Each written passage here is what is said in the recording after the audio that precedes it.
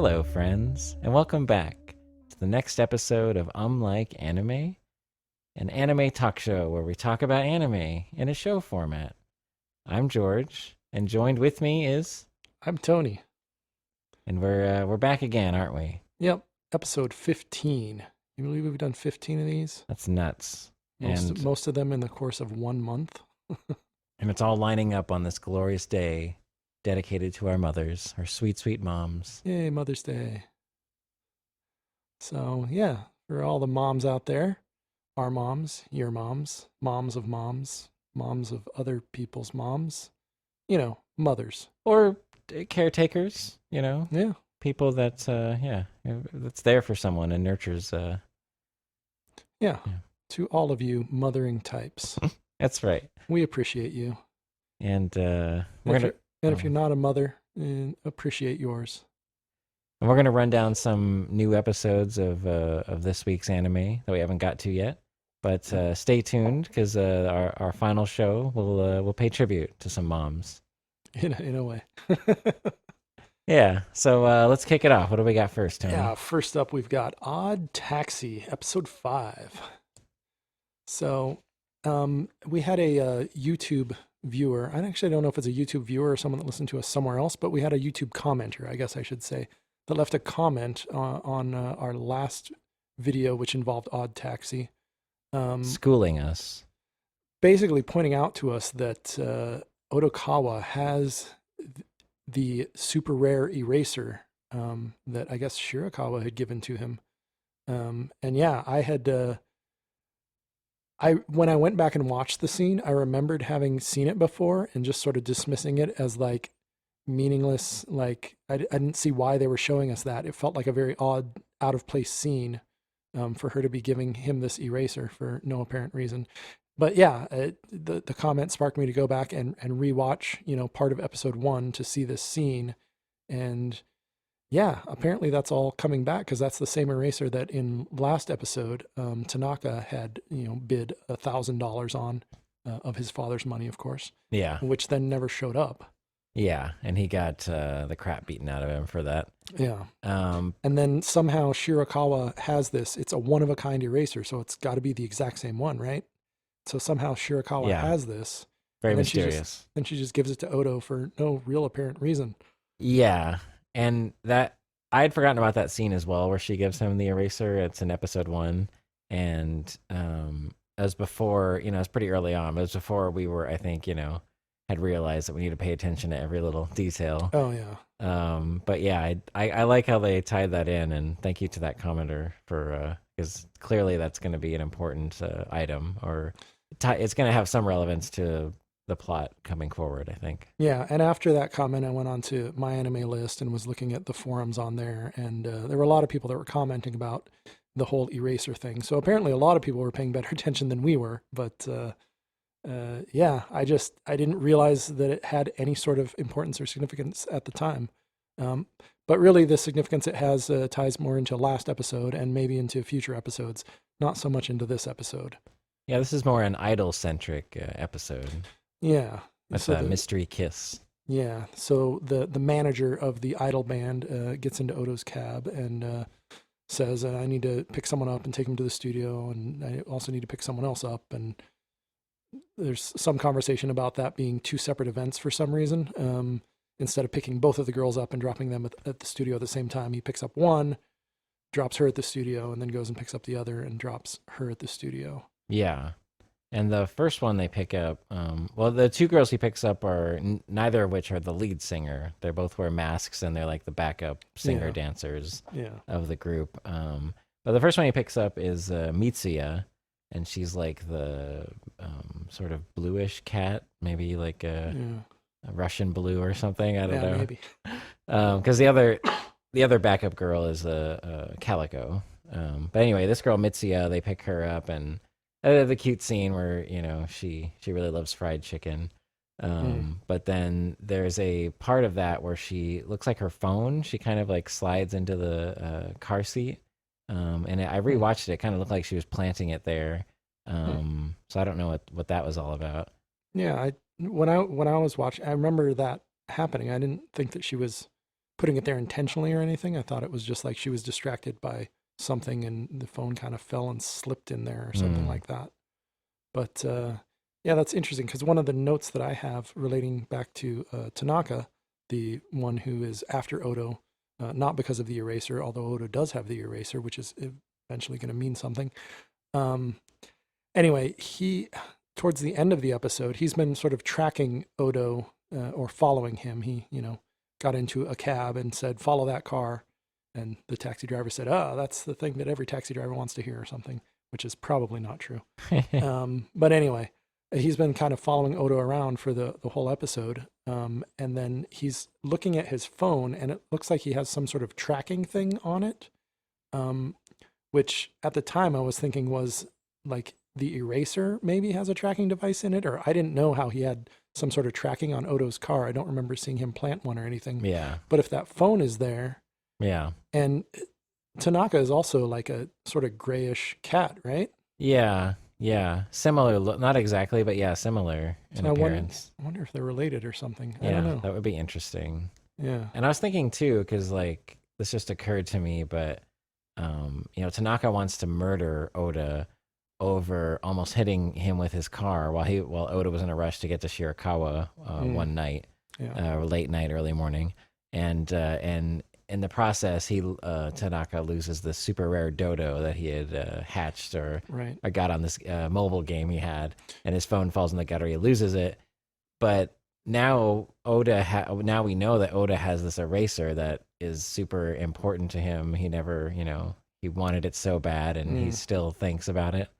So I was just wondering now, like when Tanaka does, attempt to murder him, is the eraser going to fly out and then he's going to have a change of heart or be like, it's going to save Oda's life essentially? That's what I was just thinking. Like, I guess it seems a little obvious now that I think about it, but, that's so in the My Anime List forums, that's sort of a lot of the speculation. It's either that it's going to be like, oh my God, that's the super rare eraser, and he forgets all about his mission to kill Odo, or it, falls out and he sees it and he is even more enraged by the fact that Odo has this eraser. And where did he get it? Is Odo the one who ripped him off? All of that sort of stuff. Could go either way, I suppose. Yeah. But speaking of the super rare dodo, I got one.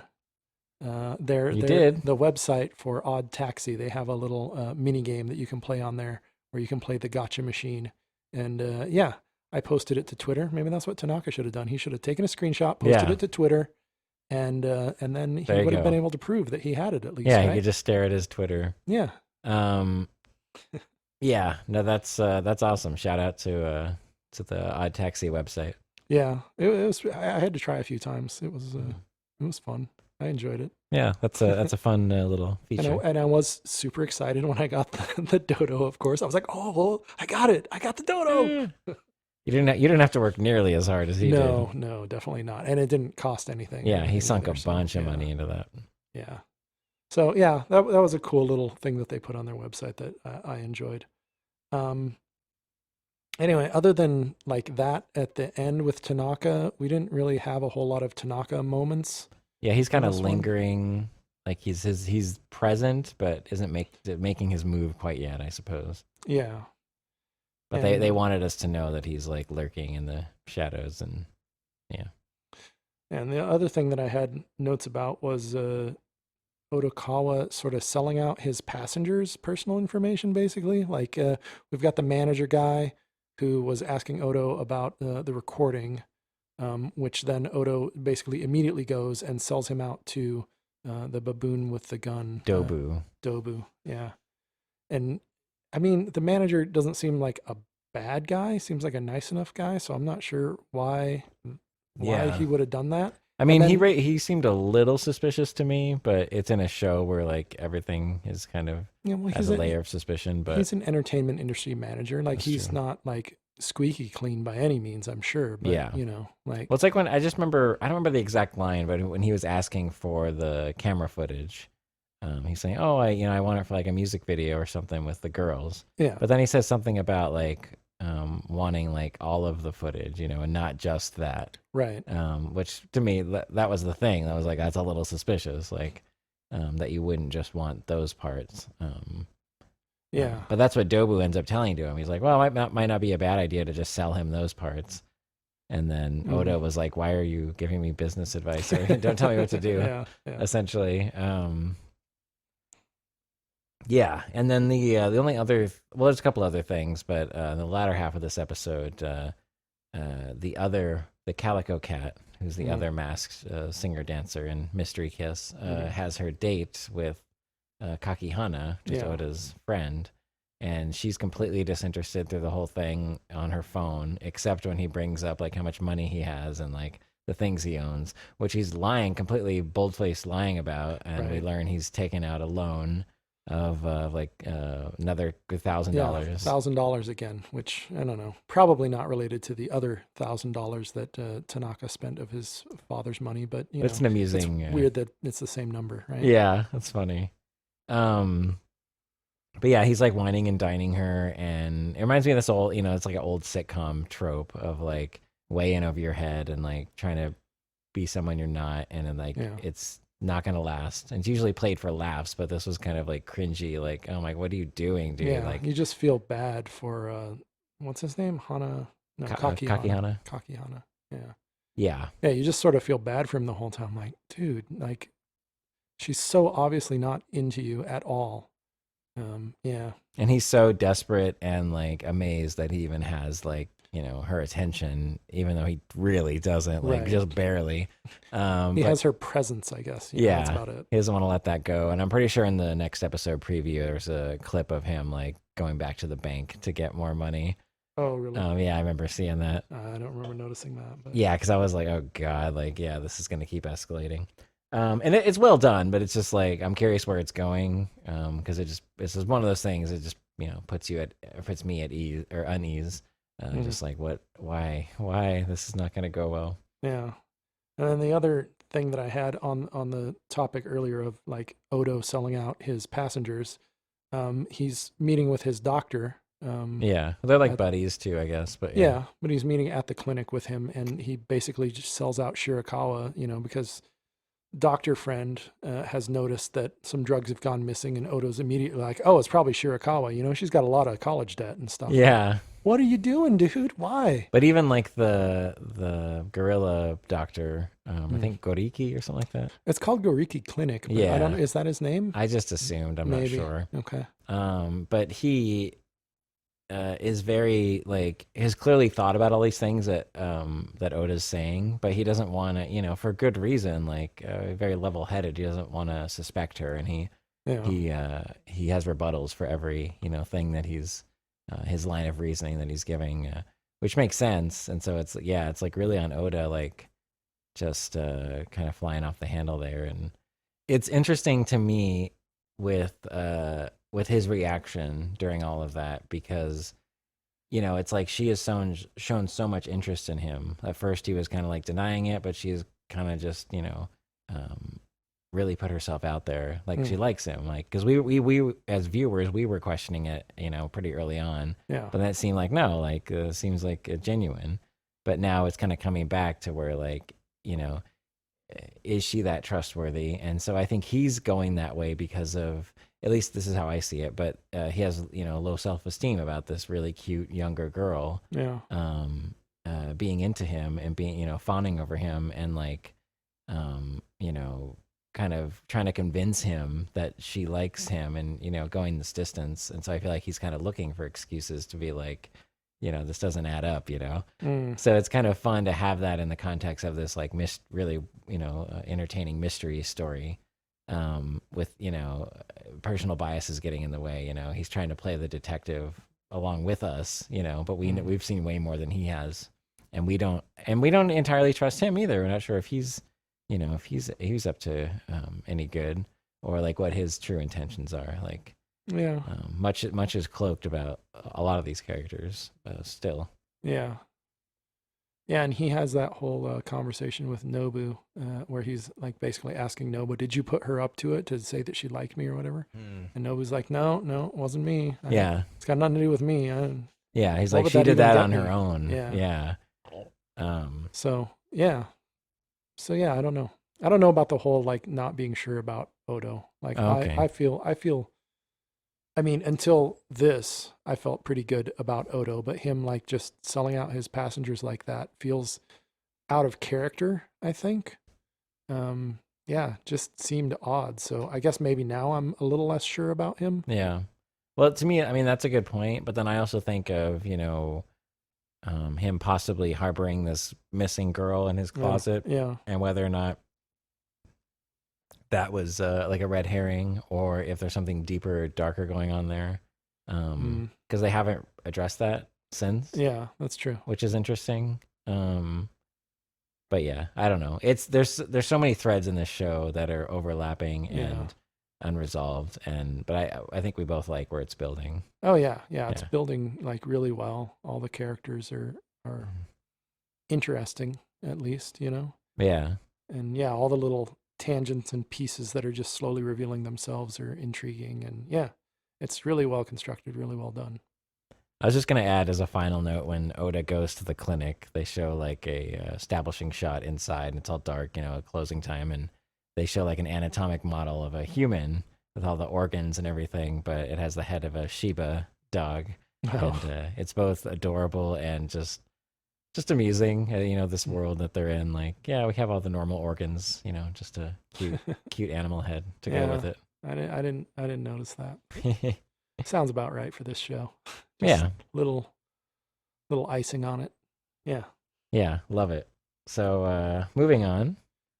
We have a show that I'm watching. I don't believe Tony is, but it's Megalobox 2 Nomad. I am not yet watching this. Okay. I may be picking it up soon. No pressure. I continue to enjoy it. This episode was good. It was last week was the end of uh, an arc setting up our main character Joe, his motivation to address his past. And so like they've kept it in the dark of like what's happened between the events of the end of last season and the start of this season. There's some things that took place with characters, namely the coach Nanbu, and then the homeless kid Sachio. And they sort of formed a little makeshift family. And this, cut ahead to this season, and things have fallen apart. The coach is dead. Sachio, we haven't seen or heard of. So Joe finally heads back, and he addresses all these things, and we learn a lot about what had happened. And basically, the coach was being hospitalized, and Joe really just couldn't accept it, and he was trying to. He didn't want to honor Coach Nanbu's wishes to just kind of spend time with his loved ones, being like all these homeless kids that they had become endeared to, and Joe himself.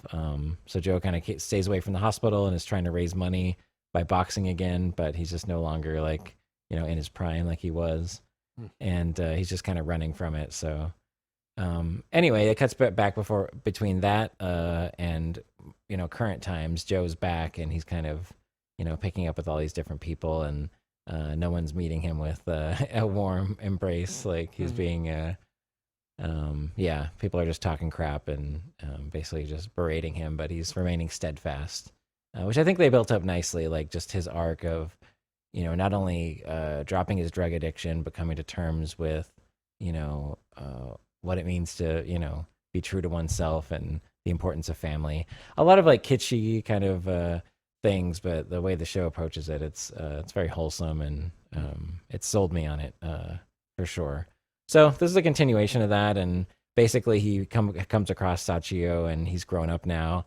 He's boxing as well, but he's not happy to see Joe, and kicks his ass at one point, and then and Joe just kind of lets him in a way, but he just is sticking around, and so I imagine Joe, they'll make amends somehow, and I trust in the show to do that convincingly, and then Joe will probably start training him, and it is a boxing show after all. Yeah. It's gonna be some boxing. Yeah. So I like it. I think it's starting the next like a logical like next emotional arc, like mini arc of this season, and it seems to be plotted out pretty nicely. Like that was the first 4 episodes. I imagine the next 3 or 4 will be this, and then it'll escalate into some emotional boxing triumph. Mm. This is my prediction. So you think Joe is done with boxing, or I think so, yeah. like fighting himself anyway? Because that was that was kind of the impression I was getting from the flashbacks. Mm. That like even then, it's like you should probably you should probably train more. Just train and like maybe he could, but I think he's been running from all of that. And like running like the coach was the glue of their like quote unquote family with all these different homeless kids and like the thing they had built. And so I think Joe panicked when he was in the hospital dying. Like without him, it's done. And so I think he inevitably like left just to run and didn't see in himself the capacity to kind of lead in that way and like a not a strong physically I can beat you way, but in like in a responsible emotional support way like a parent would. And so now he's trying to get a redo on that sort of.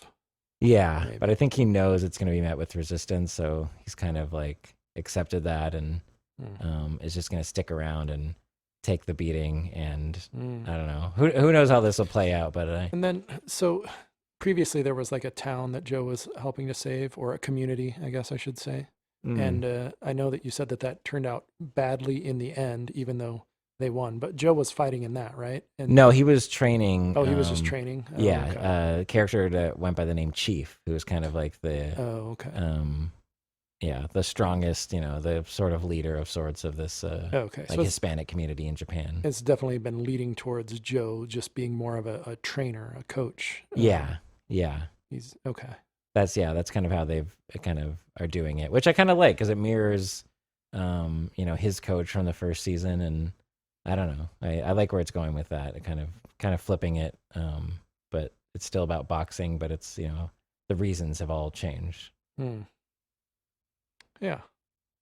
Like, didn't they make a Rocky movie where he was the coach? I don't think it was good, but yeah, you brought this up before, and I have no idea. I binge watched Demon Slayer, but I didn't binge watch the Rocky movies yet. It's one of the later ones too. Like I say, I don't think it's good. Rocky Takes Manhattan. But yeah, I guess that's Megalobox. Unless you got something else. No, that pretty much wraps it up. All right, then we'll move on to Higehiro. After being rejected, I shaved and took in a high school runaway. So at the end of last episode, Yoshida had called Sayu, the high school girl, the titular high school girl that was taken in, and said that he's going to be bringing Goto-san home. Goto-san being the woman who he had confessed to originally, his boss or senior employee at work that he sort of works for. That he had a crush on, and she rejected him, and then things happened, and then she basically ended up confessing to him that she actually liked him and she lied before. And anyway, it's a whole complicated mess of drama going on there. But yeah, so he for some reason has told Goto-san about Sayu, and now she wants to meet her. So at the beginning of this episode, Yoshida and Goto arrive at his apartment and go in, and Goto and Sayu meet and sort of converse a little bit. And then Sayu sends Yoshida off to the store to buy some supplies for making breakfast, because she and Goto have things they want to say to each other that they, like girl talk time, I guess, is basically the idea of it. Yeah, they wanted to bond a little bit. Yeah, they had things that they wanted to say that they didn't want to say in front of him, I guess. Anyway, so off he goes to the store, and they have their sort of girl time, heart-to-heart, dramatic chat with, violin music underneath it and everything, and, it gets all serious and, weepy, although, it tries to, I guess I should say. Melodramatic. Yeah, it tries to do that a little bit, but I didn't feel like the content of the conversation was heavy enough to warrant the number of violins that were playing. But you got to justify those violins, man. Yeah, you really do. Like you gotta sell the drama to make the violins work. You can't just throw in violins and make it drama because there's violins. Makes it feel like drama, but it felt a little bit false in that regard. But then on the way to the store, Yoshida happens to run into Mishima, his junior from work who seems like she has a crush on him, seems to be interested in him. And I think he was kind of considering maybe being interested in her when he thought that Goto-san wasn't interested in him, but then, the drama kind of unfurled and now she's sort of been cast aside at this point, I guess. Anyway, he runs into her and they, end up chatting a little bit. And she asks basically point blank, like, why is Goto-san at your apartment? And he's like, well, what do you mean? How do you know Goto-san's at my apartment? And she says, well, because when you guys left the restaurant, you got on the train and then you both got off at the same stop. And then I followed you to, like a residential neighborhood, which is, I assume, where you live. And he's like, wait, what are you talking about? And she's like, yeah, okay, so I stalked you a little bit, but like, really? Anyway. I love it when hot girls stalk me. Yeah. I mean, she's cute. That's true, but yeah, she's, I don't know. And then she gets she gets increasingly more angry with the conversation because he's sort of defending his position of having brought Goto-san to his house, not for any illicit, reasons or anything like that, but just to meet Seijo. And Mishima is basically trying to tear apart all of his arguments, and it seems like what she's really trying to do is sabotage his relationship with Goto and also a little bit sabotage the relationship with Seijo. Like jealous. Presumably because she's jealous and she just kind of wants him to not have that so that he has to, come to her, which, like I say, it sort of seemed like maybe he was thinking about it before. So she probably got that vibe that if he didn't have that, he might be interested in her. Anyway, so. Wow. So yeah. Creepy stalker vibes and angry jealousy. Yeah, angry jealous stalker. Not a good combination. Anyway, and I guess that's pretty much it in what happens in this episode. Like I say, the Goto and Seijo have a little bit of a heart to heart, and seems like they're getting along, and it seems like maybe they're working towards the dysfunctional family unit. I guess not really dysfunctional, but not non-standard family unit with Yoshida, Goto, and Seijo sort of making up the family members there. And then, and that sort of leaves Mishima on the outside, which is why she's so angry and jealous, I guess. Yeah, she'll just be peering through the window while they have a grand old time. Yeah, I guess. So, we'll have to see where it goes from there. But like, the story drama's starting to try and kick in a little bit. It's interesting enough. And the Ichi vibes are all gone. I think I said that last week, but there's no more of that. Cool. No more worries on that really. So, that pretty much does it for Higehiro. Well, moving on, and speaking of stalkers, we have this week's episode of Pottery Club, Yakumo. Yeah, there's a little stalkering in this, huh? Stalkering, that's not a word. Stalkery. So our main girls, instead of making pottery this week, they decide to stalk their teacher, one of their teachers, after they eavesdrop on her phone call and surmise that she has a boyfriend and things are like, they got into an argument or something. Yeah, it's this whole misheard scenario, and they follow her like to great lengths out into the mountains. And then they're eventually caught, and but then it's revealed that it's just really the main character, like after being frustrated making a bowl for her dad last episode, was wanted to avoid doing pottery. She was having having second thoughts or needed a break, or I don't know, but couldn't say that. I don't know. Had to suggest becoming a criminal. Yeah. And then it ends with them all sitting by a body of water watching fireflies, which was, a nice peaceful scene. But like, how we got there was kind of odd, I guess. I was disappointed by the lack of the pottery, because I don't know. I mean, I guess in a way it was about that. It was about not doing pottery or needing a break. I guess that's true. But I don't know. I'm in it for the hobby, and I kind of wish it was more hobby centric. I feel like it's like trying to do half the hobby show and then half like this sort of like drama-esque show about this girl, like her mom was a world-class potter, and she's like kind of interested in it and is in this club, and it's just I don't know. She's very sweet and innocent, so it's like they're not committing fully to fleshing out her character, but then they're also kind of meandering from, really getting into the hobby too, and like, I was hoping they would nerd out a bit more by this point, but Yeah, I don't know. Like I've seen so many of these like high school girls joining a club and becoming friends sort of shows that they very often don't really focus on the intricacies and the details of whatever the club is, whatever the hobby is or anything. It's really just about the girls talking to each other. It's just very slice of life. And I mean, they could certainly put in more, pottery and still have it be slice of life. It's just that would be different than the standard formula that has, I guess, by this point in time, proven itself time and again to be the way to do these kind of shows. So yeah, could be. I don't know. It's kind of losing me, but maybe it's just not for me. But I don't know. Being slice of life, they're incorporating a lot more like drama elements to me of like stalking their teacher, or like or getting in these like that was just an excuse to get out and wander in the mountains, I guess like so, they yeah. showed a lot of like signs of like where they were and stuff like that. So it's a little bit more of an advertisement for Aomori Prefecture, which I think is where this is set, if I remember right. Yeah, I have no idea, but perhaps I could be. Yeah, I don't know. This one's kind of on the edge for me. I'll give it another one, but we'll see. We'll see what happens. I'm enjoying it. I like this episode. Like, yeah, nothing of import happens or anything. There's no real drama. I guess there's no pottery, but that doesn't bother me. It's just the girls out doing stuff, and yeah, it's kind of standard slice of life stuff to me, I guess.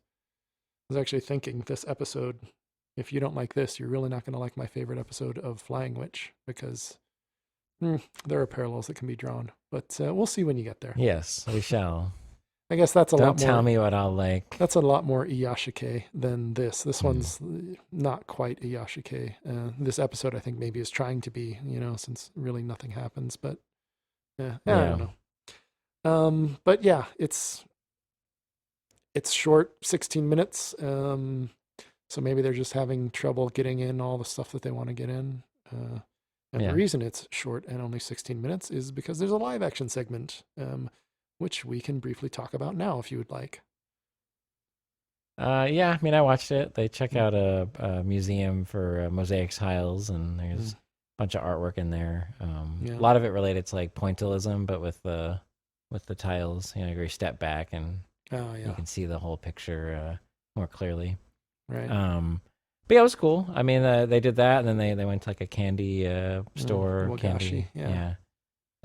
And then they kind of just like talked about. That was my favorite part. Is they kind of just shooting the shit about like how they, what kind of people they were growing up, and what they were like as children. Like how they behaved and that sort of thing. Yeah, and some of them were horrible children, which was amusing. Which sounded adorable. Yeah. But it was kind of fun. It was like, the only part of the show that didn't sound scripted. So I actually enjoyed the live action bit this week more than I did the actual episode of the show. But, maybe that's why it's there. Yeah, the live action bit, I'm still not sold on. It's the majority of it. It feels very much like, Japanese TV shows I've seen where like, every time the person's on camera, they're very excited and like, oh, sugoi, oh, oishii desu ne, that kind of stuff. But what I really enjoy doing is during those scenes, watching the edges of the frame, because when you've got so many people in the show, the person who's in the middle and talking is, being like hyper enthusiastic. But when you see them on the edge of the frame and they think they're out of the shot, they look bored out of their skulls. Like, and then like 2 seconds later, the camera sort of pans over to them, and then they're just immediately like on, like, yeah. So that's entertaining. And I did enjoy the end part where they were like just talking, and it seemed more natural than like, they always do that sort of segment where they talk about themselves, right? Yeah. It seemed more natural than some of the other ones earlier. Yeah. And maybe as they do these, or as, time went on filming, they kind of relax a bit more maybe. Yeah. And weren't so rigid with it. So I don't know. We'll see. I wonder if I did drop the show, if I'll keep watching the live action bits. That'd be funny. That'd be odd. But I guess if you're enjoying it more, then that's fine. But I think that probably does it for Yakumo, and we can move on to the Saint's magic power is Omnipotent. So last time we were talking about, Sei was going to be appraised to find out whether she's the saint or not, but the person who can do that, the most powerful wizard in the land or whatever, was unavailable. In this episode, they sort of reveal a little bit more about why he was unavailable. Apparently, the Grand Magus, as he's called, was the one who did the spell that summoned the saint, or saints, as the case may be. So there was two of them or there something? was two that were summoned. Sei being the one that we've pretty much followed around. The other girl was sort of taken away by the prince, like almost immediately, and Sei was sort of snubbed by him. Anyway, so the Grand Magus who summoned the saint or saints, as the case may be, we're not sure yet, was unavailable because apparently after using that big powerful summoning spell, he fell into a coma for a while, and he's been in a coma this whole time, and apparently he's just woken up. So now he can. Now he can use his appraise magic to determine if Sei is the saint. So Sei and a couple of guys from the what do you call it? Wherever she's working at, the herb magic place. Yeah, potions or something. Yeah. Anyway, her and a couple of the guys go over, and he's like, "Okay, now don't try." Apothecary? No. Yeah, no, it's like I haven't seen it. A research institute, I think, maybe okay. is what they call it. Maybe they call it the institute or something. Yeah. Okay. Anyway, sorry. So they go over, and the Grand Magus, basically says to say, all right, well, don't, just try and relax and don't block the spell or anything like that. And because if you do, then, it won't work as well or whatever. So then he tries to use it, and the spell like fails immediately. And he's like, were you blocking it? And she's like, no, not at all. He's like, well, I think I know why it failed then. It's probably because you have more magical power than me, says the person with the most magical power in the whole kingdom, right? So, yeah, that definitely leads us and a lot of other people in the show, a lot of characters in the show, to believe that she is probably very much the saint. Shocker. And with that, the king decides, he and Sei had met in private before, and he basically apologized for his son being kind of a rude jerk when he first met. But now the king wants to formally, invite her to the royal court so that he can publicly apologize to her. Okay. And so he does that. He invites her, and she comes, and he apologizes, and word gets back to his son eventually, who is then upset because he thinks the other girl is the saint. But we haven't really seen much of them, so we don't know what's going on with that. But yeah, the king apologizes and says, I'll give you anything you want, titles, land, whatever. And Sei says, I really just want to learn more magic. So if I could have access to the Forbidden Library that has these really powerful magic books, I guess. And then everything that I know about magic has been pretty much self-taught. So if you could find a teacher for me to kind of, brush me up on the basics, that'd be great. And the king's, of course, like, yeah, whatever you want. And then, of course, the teacher that the king has assigned for Sei is, in fact, the Grand Magus, the most powerful, magic user in the land. Not really any surprise there, considering I guess she's more powerful. Who else would you learn from, right? Yeah. Anyway, so that's pretty much what happens in the episode. The only other thing that happens of any interest really is that the Ice Knight, the one that she sort of has these romantic, there's sort of a budding romance going on there. Before she goes into the royal court, he sort of meets her there and says, oh, I thought I'd come and like escort you because, thought you might be nervous going into the royal court for the first time. So I just figured I'd be here and, walk with you to the royal court. Which they do, and like nothing really eventful happens there or anything, but it's sort of good to see them together again and talking. And there's like something that happens, and she gets embarrassed and whatever. But okay, yeah, I remember he was absent from the last episode at least. So yeah, the last episode was just her healing all the sick guys and stuff, so he wasn't really around for that. But yeah, it's been, I don't know how much they're gonna push this romantic subplot. It is one of the parts of the show that feels better than, I don't know. It all feels pretty good, I guess. But I do like it. I hope they develop it more. Okay, cool. But I don't know if they're going to because they're not pushing it very hard.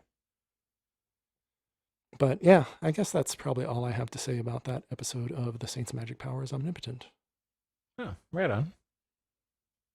So I guess that leads us to our final show of the night, Final show. which would be a little show called To Your Eternity. Oh, a little show. Yeah, Fumetsu no Anata, episode 4. A little shoe. A little show. Hey, welcome to our little show. That's what was his name? Ed Sullivan, Oh, TV host. Guy. okay. I know who that is. Yeah, he always said show. Show. It sounded like he was saying shoe. Okay. Anyway, Well, he would have loved this show. he would love this shoe. Yeah, so we're continuing with our adventure with this orb turned rock turned wolf turned man turned back to wolf turned back to man, and yeah, he's continuing with March, this little girl who's decided to be his mother, which ties in with today, Mother's Day. Mother's Day. It's March's Day. That's Wait, right. it's May. May is March's day. Okay. I guess. Well, she's a mom. Yeah. But yeah, and she's a good mom. She's she's very young and doesn't know much about anything, but she's very dedicated to helping Fuchan, as he's called. Yeah, she has very recent experience having been mothered as a young child who knows nothing. Right. So she can just sort of immediately turn that around and mother Fuchan, who essentially acts like a 1 or 2 year old. I don't know how old he actually is at this point, but Yeah, he doesn't cry though, so yeah, that's true. That's nice. He is pretty quiet. He's a chill baby. Arigato. Yeah, that was a thing we didn't, because the last week's episode ended with that, and it was pretty creepy. Yeah. And we did not touch upon that, and he does it several more times. Yeah, a dog saying arigato. And then he also says itai, or it hurts. Yeah, that's later, but yeah. In this episode, yeah. But in this one, basically, they were quote unquote captured, and then they get to the city. And their capturer is like, "Oh, you're now citizens of this vast city, and we'll give you new identities, and we're gonna eat tonight. Whatever you want, it's on me." And so she kind of treats them to this whole spread. They go to different booths and get things and food and hats and just whatever they want. Load up anything they want. And then it all ends with like a foil. They like drug them so they fall asleep, and then they imprison them, which they could have easily done without spending all that money and doing all that. So I'm not really sure why. At least they're looking stylish in prison with their new hats. I guess, yeah. Hope you got a good coat to bundle up in. But yeah, so because we had talked about last week, I was a little concerned that it seemed like this lady that took them was gonna kind of do experiments on Fuchan and up to no good, and then they tried to trick us with that, right? And then immediately pulled the rug out. Yeah, but even the whole time that they were traveling, they were bonded, like tied up with ropes or something like that. Yeah. So I don't know. Yeah. It was a weird interlude. Like I don't think they sold us on that idea that they were like, why would they have them tied up the whole time they're traveling if they were just going to set them free when they got to the city? Yeah. I don't know. Yeah, just to imprison them again. Yeah. So yeah, it's very strange, but all right. But your premonition did come true about them experimenting on Fuchan, and yeah, they slaughtered him several times. Yeah. And he had turned into a boy, and then he turned back into the wolf. Yeah. Yeah, so he's getting better at that, like doing it, at will. Yeah. Or when he needs to. Yeah. And then they had also captured Oniguma, which is the giant bear with all the arrows stuck in it. And right. There's a scene where after experimenting on Fuchan, they for some reason just put him back with March. Right. In her cell. And then he like immediately like digs a hole out and to Oniguma, and so March follows, and she like I don't know, kind of has a moment like another motherly moment. With Oniguma, she's kind of caressing him and taking the arrows out. And then the boss lady shows up and was like, "Yeah, do that Um, Yeah, we'll just have him. We'll just have her take care of the bear. yeah, it's like good job. That's what I wanted you to So, do. so yeah, that's her job now is to try and heal Oniguma, Yeah, um, which I think within a minute of screen time turns out to have not worked. Like it's just sort of just this little montage where she's like, trying to pull out all the arrows that have been stuck into him and like petting him and trying to make him feel better. And then I guess he basically dies. Um, and this also leads to Fuchan seems to have, it's not really empathy, but I don't know. He seems to be aware of, I don't know if it's what other people are thinking or other animals are thinking or whatever. But when he's in there with March while she's caring for him, he's just walking around saying "itai, itai, itai." It yeah, hurts, it hurts, it hurts, right, the whole time. And then, sort of at the end of it, like right before Oniguma dies, or when Oniguma dies, like she's petting him, and then he just sort of turns and looks at the bear, and then says "arigato," oh, that's right. Yeah. which I guess was the bear thanking March for Hmm. taking care of him. Is how I read it anyway. So I don't know. Yeah, I had forgotten about that, but yeah, I think that was my guess too on that. Yeah. So it's kind of interesting, like these powers that they're sort of giving him, and I don't know, yeah, like the world itself is not real fleshed out, but the characters all have a pretty good amount of depth. Even like the bad lady Yeah, has a fair amount, and like this episode, we got more of a older sister Nene's backstory, history. Like yeah, she had sort of been through one of the sacrifice rituals before, where her older sister had hidden her. Um, yeah, so yeah. And then she, so that gives her justification for risking her life to save March, right, to that extent. And then later in this episode, she breaks out of her cell, you know, fights a guard, steals his outfit, and then is able to rescue March. And so, right, you and know, Fuchan. yes, yeah, of course. And so they're heading out. Yeah, And so we'll continue next episode.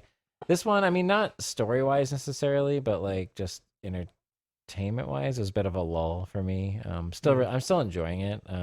So I think it's just like for me, it's just an episode getting us to the next thing. yeah, I didn't find it like highly enjoyable, but mm, it was good enough. And just I don't know, I that reveal with the whole foil mm, of taking them to town and all that. I was just like, sort of why? took you out of it, and Yeah, it's kind of just yeah, like a waste of time. yeah, In a way, because with this next episode preview, it looks like they're escaping, and the boss lady or whatever is going to be chasing after them, um, and pursuing them, and that'll probably escalate into something. I think you were saying off mic, you thought maybe like Fuchan would turn into Oniguma or something at some point. yeah, yeah. It's I don't know, just sort of the way that they were setting it up. The the narrator, the god voiceover narrator or whatever, basically suggests that he's going to turn into some other form or something like that. When Oh, stimulated, okay. it always. Yeah, I don't remember exactly what it said, but I got the impression that that Fuchan was probably going to turn into Oniguma to help defend them, I guess. Which So would be cool, and I could see yeah. that that coming in handy, with Oh them yeah. being pursued again. Right. Right. um and maybe like I don't know, because I like the whole thing of when Fuchan attacks Oniguma in the first place, and keeps getting getting murdered, but he Hmm. keeps regenerating faster and faster, so he's Yeah. able to defeat him. And it was kind of the whole effect of like these other villagers seeing that and just being like, "Oh my god, this is a Mm. must be an act of God," or it's something. There's something more here to it. So I kind of like that element of it's really just him learning and surviving and adapting. But then the way other people are perceiving his actions and the predicaments he is like walking away from. I don't know. It's an interesting element. Mm. I'm kind of interested in that to see if they expand upon that a little bit, kind of escalate that in a way. Yeah. And you were saying like you weren't super into this episode, and I liked it. Like when I'm watching it, I always feel like, it has my complete attention. It's just engaging to watch. But yeah, really nothing much happened this episode they got to town and now they're leaving town at the end of the episode. So Yeah. everything that happened is sort of, I guess the scene with Oniguma dying maybe was going to be relevant in the future, but Yeah. yeah, I don't know. Because the characters have so much depth, I think you can go light on story.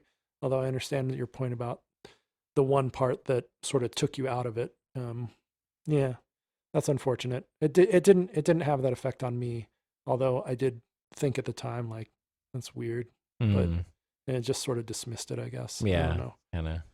But so I've been reading the manga after watching the show every week up until now. I just sort of ran out of time, didn't have time to read How dare the you? chapter or chapters that this encompasses.